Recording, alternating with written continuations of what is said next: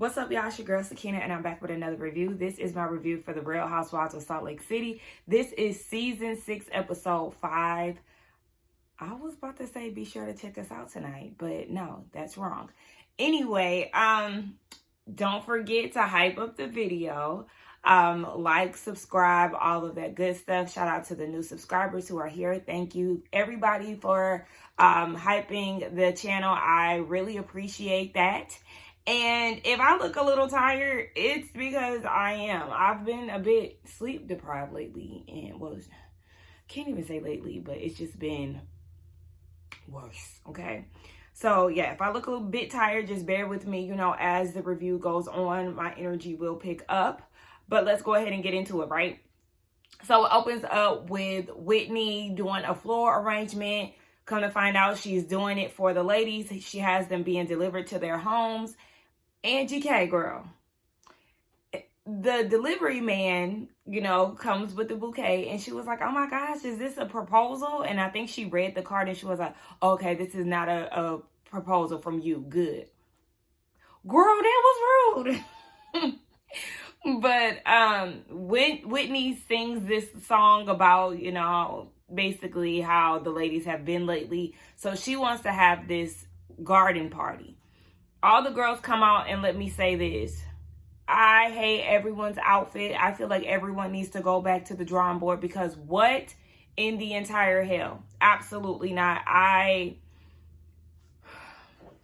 First of all, Heather gets there first. Mary comes in after, and Mary is like, Whitney, girl, why are we even here? Because the ex-owner of the house unalived himself and his wife on Christmas Day in front of the dog. And the dog was never the same after that. I believe it.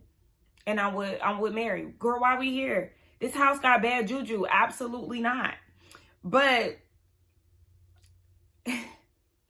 again, back to the outfits. Everyone. I think my least problematic outfit was maybe Heather.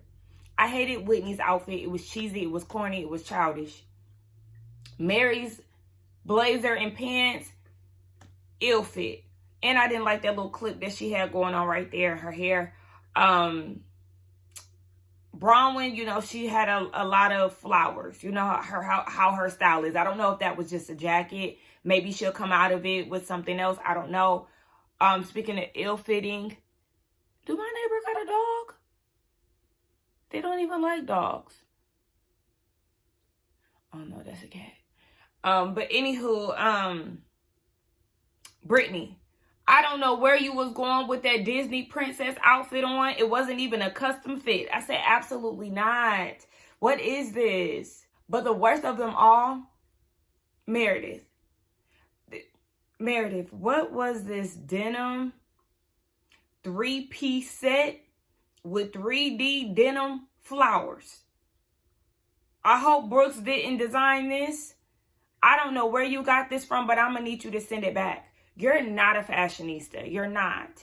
I need the girl. I understand, you know, fashion is subjective, okay? It's what you make it. I like when people step outside of their comfort zone and all of that, but we have to know what works and what doesn't. Meredith, this doesn't work. And I was with Mary. This looks like a walking virus.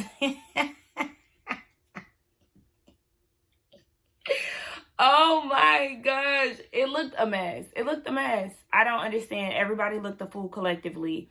And Lisa gets there and she had on, you know, a typical outfit of hers, which was, you know, like the pajama set 2-piece that people like to wear. That was it. Angie K came through with a cheetah print outfit on. I said, girl, this is not garden. All of it looked a mess. But Angie K came with gifts that she tucked under the table. We also seen that Lisa came in with something. I don't know if she's going to, if these are receipts. I don't know what it is. But we know some of the ladies are walking into the party with a bit of animosity, right?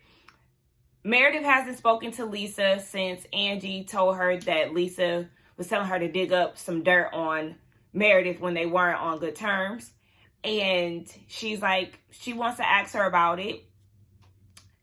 Lisa's coming in with a chip on her shoulder in regards to Angie K because she said that Angie K has been nasty. She's been talking about kids. I said, whose kids has she been talking about? Because I don't recall her talking about anybody's kids. Yes, she talked about your kid's business. You were correct with that. But I don't recall her talking about kids. So let's not run with that. And somebody else, I thought somebody else had some issues. I don't know. But when Lisa came in and Heather was like, she's here. Groupie. Girl, it didn't call for all of that. It never called for all of that. So Whitney gives this speech to the ladies before they have dinner and was saying how she was reminiscing on some photos of how she used to be young and free, vibrant.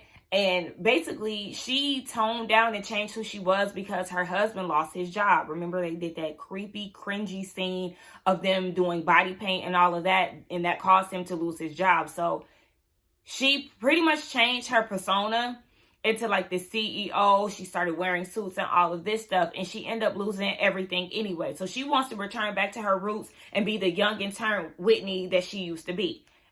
Listen, I'm here for it. Be you. Don't change for anybody else. Like, just dial that stuff back. There's certain things that don't need to be on camera. Like that scene with you and your husband, it didn't need to be on camera, but it seemed that you swinging on poles and everything else, he still had his job. Just know what to display to the public and whatnot. That's it. But yeah, she said she back on the pole, baby, okay? So then she said that she also has a surprise guest coming through later on, which is a spiritual intuitive. A lot of the ladies are very excited for this, with the exception of Mary, which I already knew. Mary is a Black Christian, baby. Enough said. I was very surprised that this dinner happened so soon in the episode. Like, literally first scene, dinner. So they're wine tasting and all of that. Mary says she ain't eating no salmon tartare because she don't want no parasites developing families in her stomach. So Angie was like, I could really see myself being in a house with a big yard with peacocks and horses. We learned that she is selling her house. It's been on the market. And so Brittany was like, oh, word? Baby, she get that phone out. She can on Zillow, okay? And she's looking and she was like, oh, your house been on here for 200 days. I see a price adjustment. Why didn't you ask me? Like, you know that I'm a realtor. And Angie was like, because I got one of my folks doing my stuff. Like, that's the reason why, girl, I barely even know you. And so Brittany feels like the price adjustment was alarming and that she should have set the price in the beginning. That way a whole bunch of people could, try to take the house and have it up for grabs. And Angie was like, girl, my house is 4.5 mil. Okay, period. Flex. And she was like, you're not just going to get instant grabs when it comes down to it. Listen, I'm not a real estate person, so I don't know if Brittany is right. I don't know if Angie is right. But anybody who knows real estate, y'all let me know who is correct, Brittany or Angie. I could see where Angie is coming from because, 4.5 million is a lot of money. So, but at the same time, if you live in a rich zip code, then maybe it could be up for grabs. But I guess it depends on the market and stuff as well. So y'all just let me know if Brittany is right or if Angie is right, because they got into a whole conversation on what zip code is the richest. I don't know nothing about Salt Lake, so I can't chime in on it. But it's the thing with Salt Lake is the small conversations that they make debatable. But yeah, they was going back and forth about that. And then Brittany gets a call from Jared. And Whitney was like, girl, I thought you was going to give it 30 days. Like, what happened? Of course, she can't stay away from this man. And she gave it 24 hours. We already knew that it was going in one ear and out of the other when Whitney was talking to her about how she needs to prioritize her daughter. You can tell that Brittany wasn't grasping the severity. Because when Whitney was like, this is supposed to be your motherly instinct. Like, do you not feel like you would do anything for her? She was like, yeah, I do. No, you don't, Brittany. And it just goes to show you're back with this man. And then we see a scene of Jared going to Whitney's house to talk to her husband, Justin. And Jared is like, I spent thousands of dollars on her. And then these breakups come out of nowhere. So basically he feels like she only comes around when she wants some money. And Whitney shares that with the ladies and to Brittany at the table. And Bronwyn was like, I know you fucking lying. she was on me about gold digging for months. And this is what you do? You only hit him up when you need a vacay and stuff? Brittany said that this man took her to Vegas one time last year. I'm with Heather. Girl, that's a road trip up the street. Girl, please. So basically, this man is putting on. Now, she was saying in her confessional, Brittany was saying, and Brittany looks really good in her confessional. Meredith looks good in her new confessional, too. Okay, she had that blazer with them titties out, okay? Anyway, she was saying that she doesn't like the fact that he is painting her out to be a gold digger. Yes, he's picked up the tab. He's bought her a bag. He's bought her some clothes, but that's not the same thing. She's made him such a priority to the point where it's, pretty much affecting the relationship with her kids. Listen here, that's upon you, okay? You need to take accountability for chasing this man down time after time. This man has been seen with other women. He lives the life that he wants to live, and you are the one who is putting him in the forefront instead of prioritizing yourself, your kids, and, dating outside of him. Oh, well, she was dating outside of him. Remember, she showed up to one of the girls' parties last year, and Mary was like, "Hey, Jared," and it wasn't Jared. But yeah, you need to stop prioritizing men, though, in all seriousness, because it is having an effect on your immediate family. That's not cool. So don't sit here and be like, "Oh yeah, I jeopardize the relationship with my kids for you." What type of bullshit is that? You shouldn't be doing that anyway. Like, what the fuck? You think because you're putting him over your kids, he's going to choose you every time? No, idiot. So, of course, she's crying and the wind is blowing at the table. So the flower arrangements are falling over. And Bronwyn was like, "That's the wind trying to tell you to leave him." And even Lisa was like, "I would leave him just off the strength of that," of him basically talking shit to Justin. They over there laughing and shit while Brittany crying. That was so funny to me. Bronwyn, where your earrings at? I couldn't see her outfit really. But she did have like a floral dress with some butterflies on it. Like, girl, that bob be bobbing, but where's your earrings? And did y'all see Heather need a touch up? I mean, not Heather, Lisa need a touch up. Y'all seen that little girl right there? Yeah, so while Brittany over there hollering, talking about, "We love each other." Girl, get up and go see the spiritual intuitive so he can tell you to leave Jared. I hope Whitney gave him a little tidbit. Tell her that she needs to leave him, even if he don't see that, okay? Just say it so she can get the hell on. But she ain't gonna listen anyway. She gonna be with him by the time the reunion come around. So DJ disengaged. Again, we're 5 episodes in, ain't heard shit about her DJing. She confronts Lisa about what Angie said. Like, "Were you digging up dirt on my family?" Lisa, the thing is, when y'all ask these questions, people are not going to be like, "Yeah, you know what, I did." 9 times out of 10, they're going to lie. It's a rarity that people are upfront and honest about the backhanded things that they've done. So, yeah, you could expect her to deny that. And that's exactly what Lisa did. She said that she was basically very intentional on the way that she navigated their friendship last year. So she has no idea what's being said, but she has an idea of what Satan is saying, aka Angie. And Angie was like, "Nah, baby, I ain't Satan. What I do is not in the dark. Everything I do is in the light." I said, "Clock her, get her," okay? And so this goes into an argument between Angie and Lisa. I said, "Oh gosh, this is giving deflection," okay? But Lisa's like, "You was talking about my kids." Angie was like, "Girl, no, I never said anything about your kids. About my kids' business."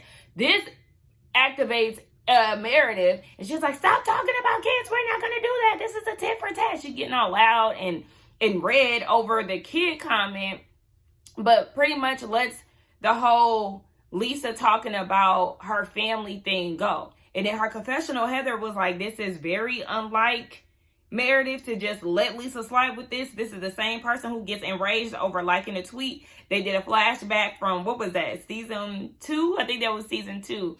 When Meredith got pissed off. And they was on that ice. It was ice fishing. But I'm with Heather. Like, yeah. But then you peep that Heather was saying, and it's very likely of Lisa to do things, in the dark. And you don't have this information. So not you going against your bestie. This is making me feel like maybe there is a rift between Lisa and Heather along the way, because in her confessional, Heather has been saying certain things about Lisa. It's like she says certain things about Lisa, and we know that confessionals, they happen typically after the season wraps, but it's like a period of time. So I don't know, but it seems like because in certain confessionals she is her cheerleader, and then there's other instances where Heather is getting Lisa together, or like saying little slick shit that lets us know that she has an opposing view. Meanwhile, Brittany is getting her reading from Terrence, and Terrence is like, "Oh, I'm seeing some family issues here, some communication. Like, do you have some? Yeah, your daughters. Okay, your daughters. Yeah. How old are they? 23 and 19. It's the young one. Yeah, it's the 19. She has a wall built up. Y'all need to be trying to get to know each other again." And Brittany, in her confessional, she got a new look again. Okay, you look cute, girl. She was like, yeah, he's the real deal. I got goosebumps. Like, how would he even know that? And production, of course, showed plenty of clips of her talking about her family issues. Girl, please. Wow. So Bronwyn goes in to talk to the spiritual intuitive, and her dress is really cute. She's the best dressed. She just needed her earrings in, but he says that I'm seeing something with Brain here. And of course it's her mom. And he was like, but I'm also seeing something with blood. Like, she needs to go see a specialist that really wants to work with her, but there's life. And I was like, oh my goodness, like that. Okay, this is more so real deal for me versus the stuff with Brittany. But that's also very scary to learn, while you're out filming this scene with your homegirls. Like, like, oh my goodness. But she said in her confessional, they spent so much time on her dad that, they kind of lost focus on her mom. And he was saying, like, this is something that she needs to focus on, that she's been holding back on or something like that since January. So something about her blood numbers, something like that. But, she gets very emotional, and the man then says, and this is where, things start to come into question, she's your biggest supporter. She may not come, when you want to or the way you want it to look, but she's always there. I mean, she said it out her own mouth. She, thinks she's wonderful and all of that. She just don't want Bronwyn to think she's too wonderful. I don't know. I mean, people got a funny way of showing love, and maybe she does really, support Bronwyn and all of that, but she definitely got a funny ass way of showing it. But this reading here, I'm more receptive to believe. But that was also a lot of information to receive. But it was also needed as well. So Angie is like, let me tell you the reason why I did what I did. It was because I left your event feeling like, oh my gosh, Lisa has a heart, blah, blah, blah, only for her to turn around and have her assistant come up to her salon and pick up the products. And she, the message, that was the thing. Like, it's okay to pick up the products because Angie did say that they were seedless, they were collecting dust, all that stuff. Okay, I understand that. But it's the message. You trying to send $600, you want to do a cleaning fee and all of that. Then you bringing up the paid vacation that she supposedly got. And in her confessional, Lisa was like, yeah, I was told that she used somebody else's credit card for a vacation and then paid it back. But if she did, guess what you said? She paid it back. Now, did you pay that man back? Okay? Did you? And so Angie was like, no, baby. This is my company credit card. This is my Black American Express. Baby, she pulled out a good 4 credit cards. And then they started hitting the floor. So Mary is like, stop throwing your cards. So Heather is picking up the cards off the ground and she like acting like she about to tuck it in. In her confessional, Heather said, this is my first time seeing a black card. Y'all better hide it from Brittany or else Jared ain't gonna see her no more. And I forgot to mention, my girl Angie said she got a Prada wristband for the black card. Rich bitch shit. I know that's right. Angie is fed up. She is standing up and she was like, You better stop talking shit before I pull them ears back further than that face. And then she told Lisa she looked like she been in the winter. Of course, Lisa doesn't have a comeback for that. So she's like, oh, so you're jealous of my face now? If we gonna look for look, I'm gonna choose Angie over Lisa. I ain't even gonna hold you. I don't think that Angie is jealous of you at all. She just sick of your shit. But I will say, y'all are right when y'all say that Angie is always standing up. She is. She is. But maybe in my girl's defense, she was standing up so she can collect her cards. Oh my gosh, these ladies are truly something else. Like, I just don't. Again, Salt Lake is one of the most chaotic shows. They are arguing back and forth. Lisa and Angie are literally just not letting each other get a word in. Neither one of them can have the last word because, you know, somebody gonna overspeak. Somebody gonna bring, you know, it just cannot die now. So poor Bronwyn comes to the table emotional. And the fact that she's coming to the table crying, and it's like nobody is noticing. I feel like Whitney noticed, and that's the reason why she was trying to get the ladies to calm down. But she couldn't even, like, she had to grab on Angie's face, like, hey, come on, chill, like, respect me in my event. They both could not be quiet. At one point, Lisa was calling Angie shorty. I said, oh my gosh, girl, Lisa cannot read. Lisa cannot read. But outside of that, Meredith finally sees that Bronwyn is emotional, and so she had to use her voice, like, hey, cut this shit out. So Bronwyn was like, you know, it's been a lot with my parents health-wise, and she's been told to make peace with her mom. Don't talk about kids. You don't go low. Like, y'all squash this shit. And Lisa was like, I don't want to argue with you. And Angie's like, I don't want to argue with you either, but you just go low. Oh my, then that sparks up the conversation again.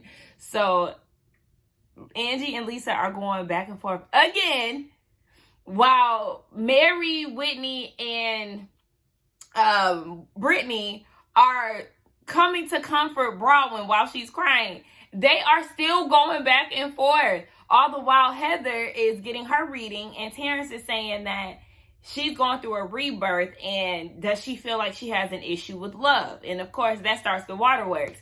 And again, you can literally hear the ladies arguing in the background. Like, it's just too much. Perfect image about you, and you want to ruin everybody else. I have never said I'm perfect. You're in dark pages. Do you want to stay good? Stop talking. That's really dark. You like pretend. Do you want to be good? No, I don't. Yes, you do. Such a... You said, Oh my God. You just pick up my black card and go to Nordstrom. Honey, I don't shop there, but you do. You don't shop at Nordstrom? Your boyfriend does. What about Superman, bitch? What about Superman, bitch? Superman. And did y'all see Whitney? Whitney is laughing as she's holding Angie back. Because this is a mess. And Meredith, is your makeup rubbing off onto your denim flowers? What's going on? Salt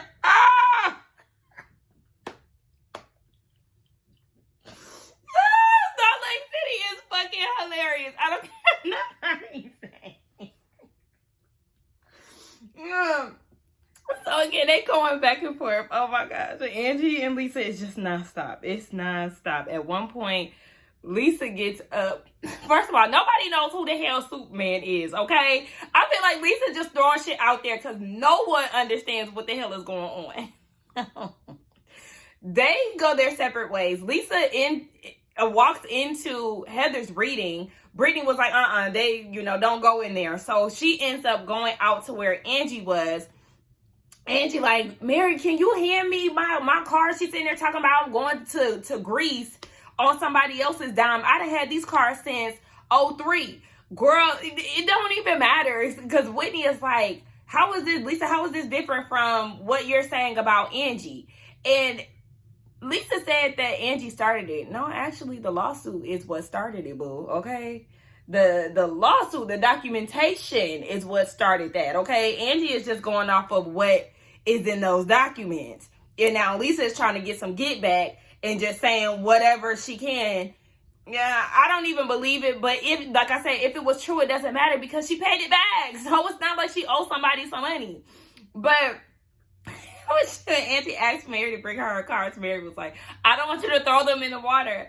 And Auntie won't shut up. It's frustrating Whitney. And they going back and forth. And here come the lady with the wine. I have more wine if you like. Look, girl, not right now. Not right now. Now, I'm very surprised to see my girl Wendy still in these wife swap commercials. I wonder if they're going to edit her out at some point. Okay, so Lisa goes and gets her reading. And it goes a little something like this. The Scorpio in your life, y'all rebuilding trust. Instant tears. Instant. I said, oh, okay, yeah, let's get into it. Let's get into this reading. So her and her husband, John, need to figure out how to communicate again. They're on different paths. And she doesn't know how to find her way back to him. It's a lot of angst. And they're not on the same team. Rebuild trust in what way? That's the one that stuck out to me the most. Rebuild trust. Them tears came out quick. Who broke the trust? Is it some validity to the lawsuit? Like, what is it? The first flashback was a month prior where John was saying that Jack wants to get an apartment, I guess, once he gets off of his mission, and he's okay with that. Lisa isn't okay with that. Girl, bye, he's grown now. Grown. And then they give us one a year prior where they were basically saying that they just weren't on the same page or whatever. She just feels very alone.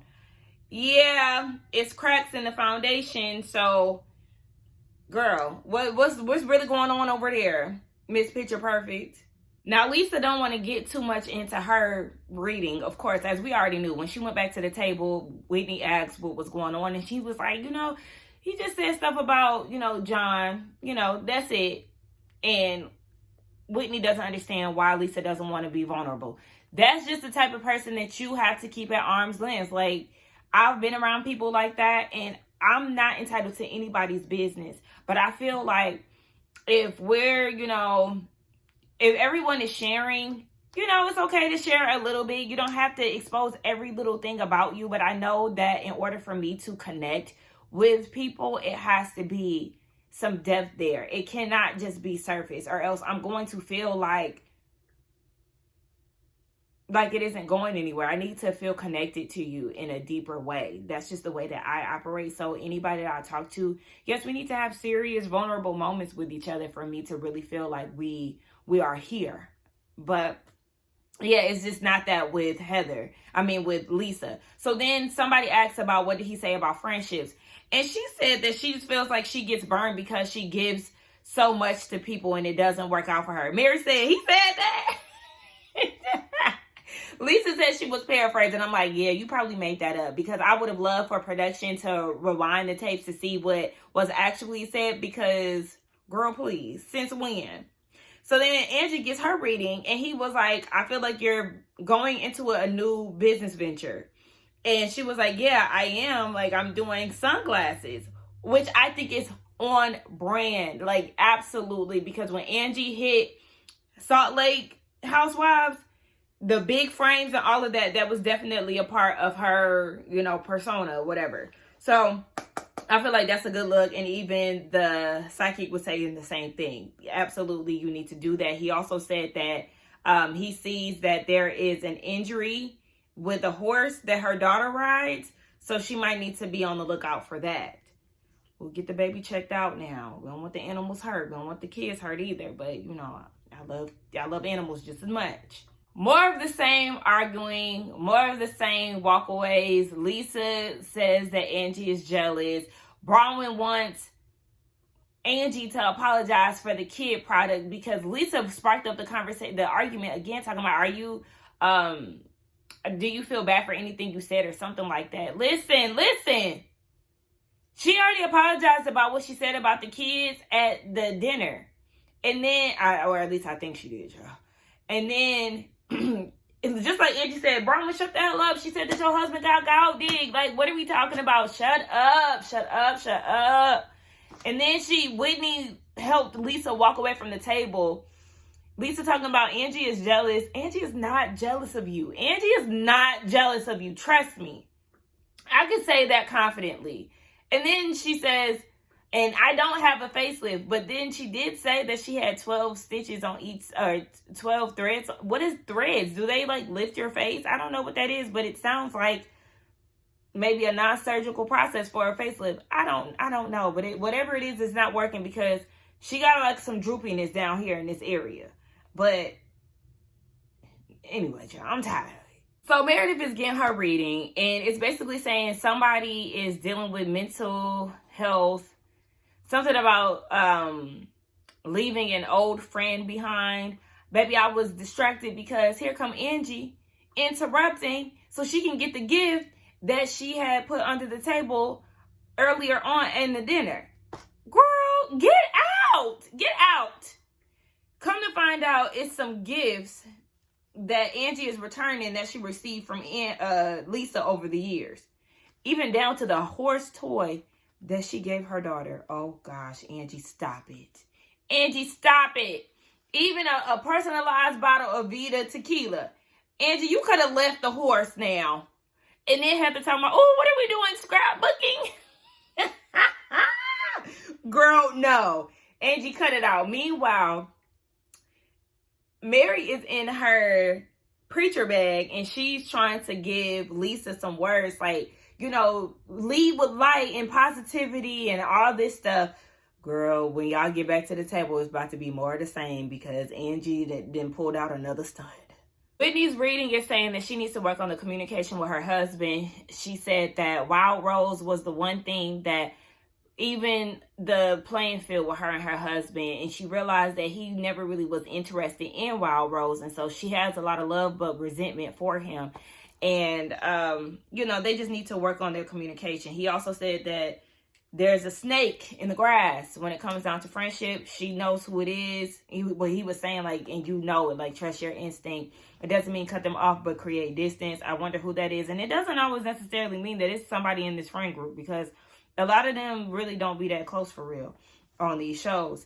But Lisa, Angie, they still going back and forth talking about how they can go low with each other. Lisa ends up leaving. Okay, great. Angie is upset. Like, can't even control herself at this point. She's crying. She feels like Lisa is disrespecting her, degrading her, tarnishing her reputation. She get mad to the point where she throws the horse. Mary is like, oh my gosh, she injured the horse. Like, the man might be spot on. Like, okay, exactly. Like, girl, the foreshadowing is hell. Stop it. Angie, calm the fuck down. She's crying and I don't even know anybody who makes soup. That soup shit is funny as hell though. But she was doing too much in all honesty, and Mary is trying to calm her down. So I'm editing, and I forgot to mention Heather saying to Angie that Lisa has always been this way, and you were with her when she was doing it. And Mary chiming in saying, yes, you accepted it while y'all were friends. Right. Call her out, because this is to no surprise, Angie. I don't understand why you're getting so up in arms, because Lisa has always been this way. So, girl, just take it for what it is. But also, y'all, yes, call her out on her shit. But for me, when it comes down to Heather, it's again making me question where her and Lisa are going to stand by the reunion, because Heather seems to have like a bit of pressure, like some animosity or something. And I see that she's going to address it next week. So I am curious to know how her and Lisa are going to carry on, because it seems like Heather got some shit that she been wanting to say, but she probably too scary to say. But yeah, I'm glad that y'all also holding Angie's feet to the fire, because girl, don't act surprised. And Angie's thing is, all of y'all have forgiven her, including Mary. And Mary was like, what'd you say to me? She was like, you forgiven her after all the stuff that she said. Mary said, I'm done with you. Baby, I'm sitting here trying to make peace and calm your ass down, and you go and pull that shit? I'm done. So Mary walks off. She leaves too. And it's just like, listen. It's too much. I feel like Angie is giving her too much power. I'm annoyed with Bronwyn for trying to, you both said some really crazy things to each other. Like, y'all don't know crazy for real. Like, this is just like, this not even down to hell type shit for real. Like, I just need y'all to stop all of that shit. But I'm with Mary. Like, girl, I'm trying to keep the peace and you coming at me. Like, I'm not about to be mad at Lisa because you mad at Lisa. And honestly, that's what it's kind of giving, Angie, because the way that you pulled Meredith into it last episode, it was like, yeah, girl, are you recruiting soldiers? And remember, Angie and Whitney did the same thing last season. What was it? I think they rallied the troops for Bronwyn or something when they went on vacation. Like, yeah, they was definitely trying to get people on their side. And Angie is doing it again. Like, you gotta calm down. You giving Lisa too much power. You see how much control she got over you? Absolutely not. You supposed to be the Greek goddess boss bitch. Like, girl, pull yourself together because this is too much. But wait, I forgot to mention the fact that they keep coming at Brittany. Like, wait, how do Brittany get into this? They was talking about hair because, oh my gosh, Lisa and Angie was arguing about the Kerastase hair deal or whatever. And Lisa was like, who is my best friend? Angie was like, bitch, I don't know, Ben Affleck. Like, she don't know. And she was like, the head of Kerastase. Let me call him right now and tell them that you're jealous. Oh my gosh. And Bronwyn is like, everybody here has great hair except for Brittany. And her hair looks better. Wait, why is she getting shot at? Because, like, what's going on? Oh, yeah, and then Angie was like, I like everybody here. I kind of even like Brittany. Girl. This shit is so funny to me. But then Brittany come pissing me off talking about, oh, my gosh, Jared has been blowing my phone. I'm going to answer. Girl, no. So, we ain't about to give Jared no more time. I'm with Bronwyn. She left you for Lent. Goodbye. And hung up on his ass. But that was the end of the episode. Y'all let me know what y'all thought about it. It was extremely chaotic. It was good. But then I got tired of the bull. Like, I need my girl Angie to reel it back, dial it down. Because she's doing a little too much for me at this point. With this whole Lisa thing. I need you to learn how to pay her dust. Okay? Shout out to Busy Blue. But yeah, it's just too much. Like, it's too much.